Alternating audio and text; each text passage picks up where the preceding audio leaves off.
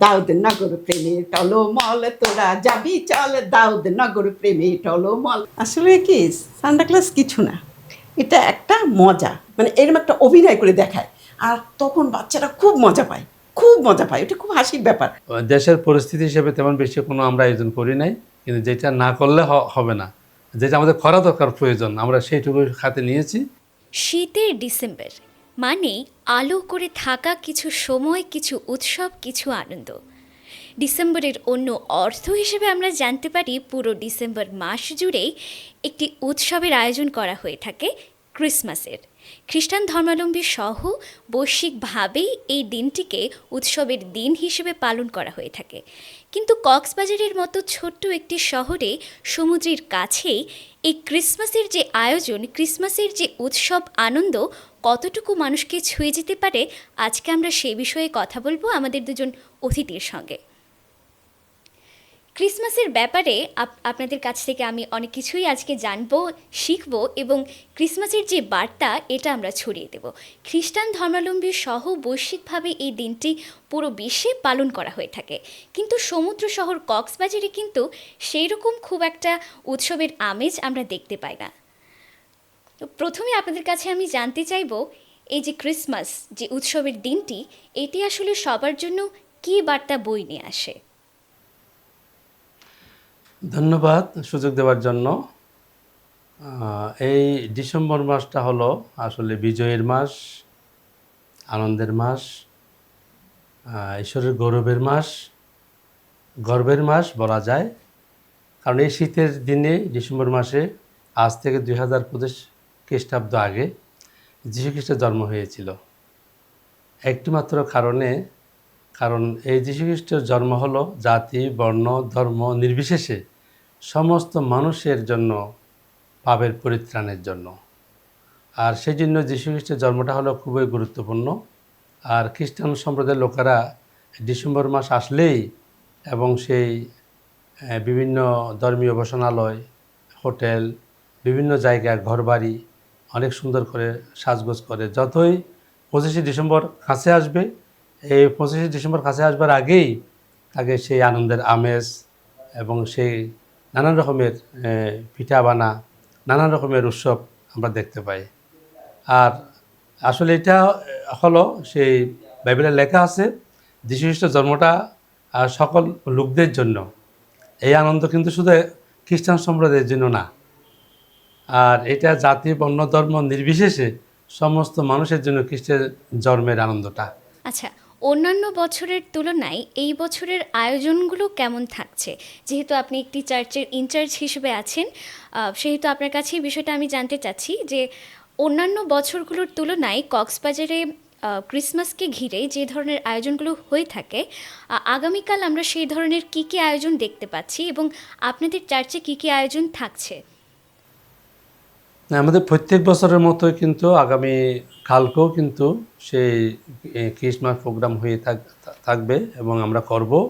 আমরা দুইটা অনুষ্ঠানকে আমরা দুই ভাগে ভাগ করেছি।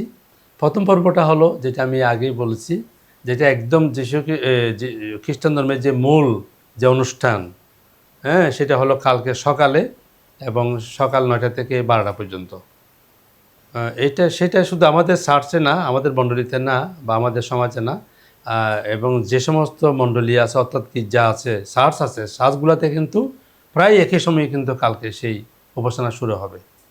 হ্যাঁ, যিশু সেই জন্মের তাৎপর্য নিয়ে আলোচনা শুরু হবে। তারপরে দ্বিতীয়ত ওই শুভ সন্ধ্যা অথবা সাংস্কৃতিক অনুষ্ঠান সেটা করা হবে। আমরা দেশের পরিস্থিতি হিসেবে তেমন বেশি কোনো আমরা আয়োজন করি নাই, কিন্তু যেটা না করলে হবে না, যেটা আমাদের করা দরকার প্রয়োজন, আমরা সেইটুকু হাতে নিয়েছি। এবং কালকে সকাল শুরু থেকে আমরা কালকে ধরতে গেলে সারাদিন ব্যাপী আমরা সেই অনুষ্ঠানে থাকবো, সেই অনুষ্ঠান আমরা পালন করব। ক্রিসমাস আমাদের সকলের কাছে কিন্তু একটা আনন্দের জায়গা, উৎসবের জায়গা।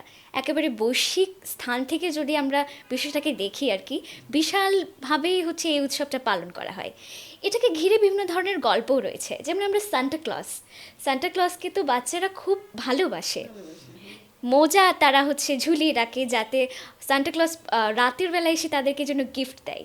এই ধরনের বেশ কিছু ছোট ছোট গল্প রয়েছে, উড়ন্ত রেইনডিয়ারের গল্প রয়েছে, সান্টা ক্লজ আসবে উড়ন্ত রেইনডিয়ারের সঙ্গে, তাদেরকে গিফট দিয়ে যাবে। তো এই যে সান্টা ক্লজ, এই যে একটা চরিত্র, এটা কতটুকু কাল্পনিক কতটুকু বাস্তব, এই বিষয়ে কিন্তু বাচ্চারা খুব একটা না ভাবলেও খুব উৎসাহী থাকে সান্টা ক্লজের ব্যাপারে। তো সান্টা ক্লজের চরিত্রের ব্যাপারে তার যে বিষয়গুলো, এই ব্যাপারে আমাদেরকে কিছু বলুন। আসলে কি, সান্টাক্লাস কিছু না, এটা একটা মজা। যেরকম একজন লোক সেজে আসবে, সান্টাক্লাস সেজে আসবে, সে একটা অভিনয় করে দেখাবে, বাচ্চাদের দেখাবে যে আমি আসছি। সে বলবে যে আমি আসছি, এসে এখানে বাংলাদেশে নেমেছি, কিন্তু দেখি কি আমার একটা মোজা কোথায় যেন প্লেন থেকে পড়ে গেছে, বা আমার একটা আংটি পড়ে গেছে, মানে এরকম একটা অভিনয় করে দেখায়। আর তখন বাচ্চারা খুব মজা পায়, এটা খুব হাসির ব্যাপার। আর তখন সে ওই একটা ঝুলির মধ্যে অনেক পোটলাপাটির অনেক কিছু নিয়ে আসে চকলেট, বিশেষ করে চকলেট, সেই চকলেট সে সবাইকে বিচিয়ে দেয়। সব বাচ্চারা খুব ওই চকলেটটা ধরার জন্য খুব আকর্ষণীয় থাকে, কে কয়টা পেয়েছে, কে কয়টা নিয়েছে, এরকম। আর সেই জিনিসটা খুব মানে আমারই কিছু না, কিন্তু একটা মজার জিনিস, খুব একটা বাচ্চাদের আকর্ষণীয় জিনিস, যে সান্টা ক্লাস একটা কি, একটা মানুষ। কিন্তু আমার মনে হয় বাচ্চাদের জীবনে, তারা তো ছোটবেলা থেকে সান্টা ক্লজের ব্যাপারে শুনেই বড় হয়, নৈতিকতার জায়গা থেকে কিন্তু সান্টা ক্লজ খুব বড় একটা ভূমিকা পালন করে বলেই আমার মনে হয়। আমিও ছোটবেলা থেকে শুনেছি এইটা না, যে আমিও তো মানে অতটা জানি না, বিদেশে এরকম হয়েছে, কিন্তু এরকম ভালো বাংলাদেশে কিছু বাচ্চাদেরকে- এরকম হয় না। ভালো বাচ্চাদেরকে হচ্ছে গিফট দেওয়া হবে, সব বাচ্চাদেরকে, কম বেশি সব বাচ্চাদেরকে গিফট, খারাপ কাজ করো তাহলে তোমাকে সান্টা ক্লজ গিফট দেবে না। ওইটা আর কি বাচ্চাদের একটা সান্ত্বনার বাণী। তুমি দুষ্টু করেছো, তোমাকে কিন্তু সান্টা ক্লাস কিচ্ছু দেবে না। তখন ও খায় না, বাচ্চারা খেতে চায় না, তুমি খাচ্ছ না, তোমাকে কিন্তু সান্টা ক্লাস কোনো গিফট, হাতে ঘপ ঘপ করে খাচ্ছে বাচ্চারা। এই একটা সুন্দর একটা মানে ওদের ওই যে জুজুবুড়ি, তুমি এখানে যাচ্ছ কেন, জুজুবুড়ি আছে। এই সান্টা ক্লাসটা কিন্তু বাংলাদেশে এটা কোনো কিচ্ছুই না, এটা বিদেশে হয়। তাই ওইটারই কিছু অংশ আমাদের দেখায়, ওইটা কিন্তু আসলে না। তারপরে আমাদের খ্রিস্টানদের যেরকম ক্যারল, দাদাদের এখানে তো না, আমাদের বরিশালে রাত 12টার সময় গিচ্ছে হবে, মানে যীশুখ্রিস্ট জন্ম হয়েছে সে রাত 12টায় গভীর শীতে সে জন্ম হয়েছে, প্রচণ্ড শীতের মধ্যে। সেই আমাদের রাখালরা আগুন জ্বালাই আগুন পোহাচ্ছিল, ওই সময় তার সংবাদ পেয়েছে, মানে এত প্রচণ্ড শীত। এই কক্সবাজারে সামথিং হিন্দু, যার জন্য রাত 12টায় গির্জাটা হয় না। আমাদের বরিশালে বা এই বাহিরে রাত 12টায় গির্জা হবে, আবার পরের দিন ভোর 8টায় গির্জা হবে। আর ওই সময় ওইটা কিন্তু কিছুই না, মুসলিম হিন্দুদের মতোই, যে তারা ওই বড়দিনের জামা কাপড় কিনবে, তারপরে ভালো ভালো খাবার খাবে, পোলাও কোরমা আজকাল প্রতিদিনই মানুষে খায়, রেস্টুরেন্টে খায়, ঘরে রান্না করে খায়। কিন্তু ওই যে বড়দিনের খাওয়াটা বা মুসলিমের যে ঈদের খাওয়াটা, ওইটা কিন্তু একটা আলাদা। মুসলমানের ঈদ, হিন্দুদের বিজয়া দশমী, আর আমাদের বড়দিন, এই তিনটা। তাই ডিসেম্বরের প্রথম থেকে এই ঘর দরজা ঝাড়া পাড়া, এটা তো বাঙালি মেয়ে, আপনি তো অনেক কিছু বোঝেন, এগুলো হচ্ছে মানে ডিসেম্বর থেকে শুরু হয়।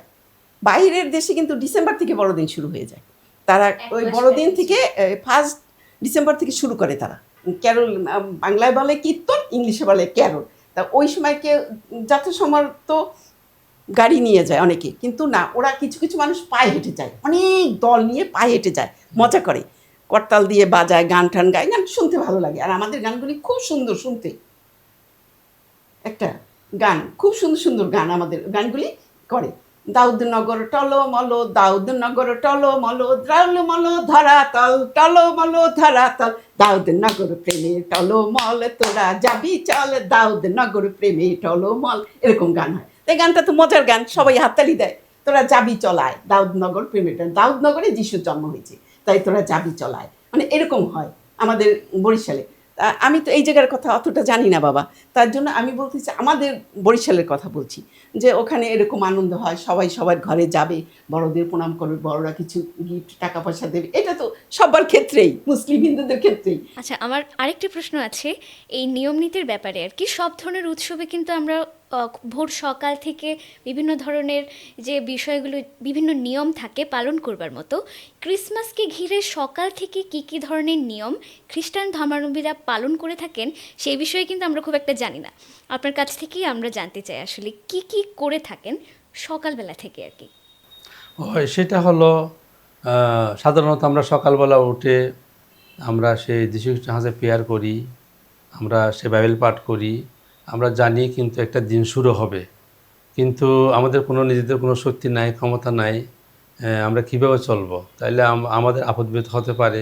আমরা বিভিন্ন জায়গায় যাত্রা করে থাকি, আমাদের কাজ থাকে, আমরা কাজে যাই, কিন্তু আমাদের সেই ধর্মের লোকেরা, খ্রিস্টান ধর্মের লোকেরা কিন্তু শুরুতে যেটা আমরা করে থাকি, প্রথমত প্রেয়ার করবে, তারপরে একটু সময় নিয়ে একটু বাইবেল স্টাডি করবে বা পড়াশোনা করবে বা সে শাস্ত্র অধ্যয়ন করবে, তারপরে আরও কিছু প্রার্থনা করে সে নিজ নিজ কাজে চলে যাবে।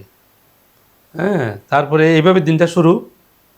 তারপরে যদি কোনো অনুষ্ঠান থাকে, সেই অনুষ্ঠানের শিডিউল অনুসারে কিন্তু সেটা পালন করা হবে, বা স্টেপ বাই স্টেপ কিন্তু এক একজন দায়িত্ব তারা পালন করে থাকবে। আমার দায়িত্ব আমি পালন করব, বা আটজন দায়িত্ব আটজন আছে সে পালন করবে। এইভাবে কিন্তু যেভাবে সাজানো হয়ে থাকে অনুষ্ঠানগুলো, সেভাবে কিন্তু নিজ নিজ জায়গায় থেকে কিন্তু আমরা সেগুলো পালন করে থাকি। চেষ্টা করি সকলে মিলে যেন আমরা সেই অনুষ্ঠানটাকে যেন আমরা প্রাণবন্ত করতে পারি, যাতে আমরা সুন্দরভাবে শেষ করতে পারি বা সকল ঠিক থাকে, এইভাবে আমরা চেষ্টা করি। একটার সঙ্গে একটা কিন্তু সম্পর্কযুক্ত থাকে, কিন্তু শুরুতে আমরা সেই ফেয়ার দিয়ে, বাইবেল পাঠ দিয়ে আমরা সেটা শুরু করি। কক্সবাজার আসলে সমুদ্র শহর হওয়াতে এখানে আসলে খ্রিস্টান ধর্মাবলম্বীদের সংখ্যা খুব কম হওয়ার কারণে হচ্ছে সেভাবে খুব একটা উৎসব আমরা দেখতে পাই না। কিন্তু কাজের সুবাদে যেহেতু এখানে বিভিন্ন ইন্টারন্যাশনাল অর্গানাইজেশনস আছেন, যেখানে অসংখ্য এনজিও কর্মী আছেন যারা বিভিন্ন ফরেন কান্ট্রি থেকে এখানে এসে থাকছেন, তাদের জন্য বিভিন্ন ধরনের হোটেল মোটেল জোনগুলোতে হচ্ছে আয়োজন করা হয়ে থাকে। এবং আজকে আমরা জানতে পারলাম চার্চের ব্যাপারে, যে ব্যাপটিস্ট চার্চ এখানে রয়েছে, এটার ব্যাপারেও কিন্তু সবাই খুব একটা জানে না।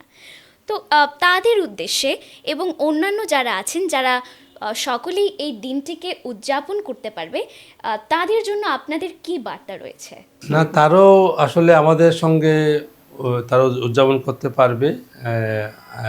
আপনারা জেনে থাকবেন যে খ্রিস্টান সম্প্রদায়ের যে সমস্ত ধর্মীয় অনুষ্ঠানগুলো হয়ে থাকে, অন্যান্য সেই সাম্প্রদায়িক লোকদের জন্য কোনো বাধা নেই। আমরা সে আনন্দ ভাগাভাগি করতে পারি, একসঙ্গে আমরা বসতে পারি।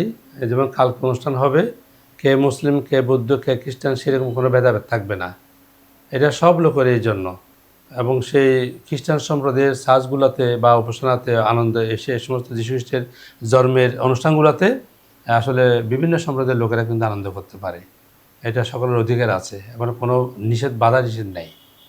হ্যাঁ, এটা সব লোকের জন্য। যীশু খ্রিস্ট কিন্তু সব লোকদের জন্য জন্মগ্রহণ করেছেন, এবং সেই বাইবেলে লেখা আছে এই আনন্দটা হলো কিন্তু সমস্ত লোকদের জন্য, জাতি, বর্ণ, ধর্ম নির্বিশেষে সমস্ত মানুষের জন্য এই আনন্দ।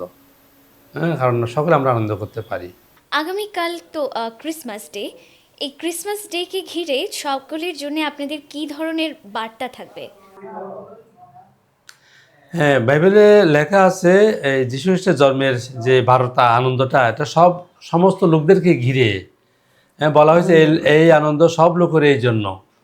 তো আমাদের পক্ষ থেকে, আমাদের সাসার পক্ষ থেকে আমরা এই কথাই বলবো, আগামীকাল যে যীশু খ্রিস্টের জন্মের তাৎপর্য ব্যাখ্যা করা হবে বা অনুষ্ঠান পালন করা হবে, আমাদের সেই সাসার পক্ষ থেকে আমি সকলকে সেই নিমন্ত্রণ দিতে চাই, এবং যাতে সেই সকলে যেন এই যীশু খ্রিস্টের জন্মের আনন্দ যেন সকলে ভাগাভাগি করতে পারে, যাতে আমাদের সঙ্গে বা আমাদের সেই উপাসনা গৃহে এসে আমাদের সঙ্গে যেন সেই আনন্দ যেন একসঙ্গে আমরা ভাগাভাগি করতে পারি।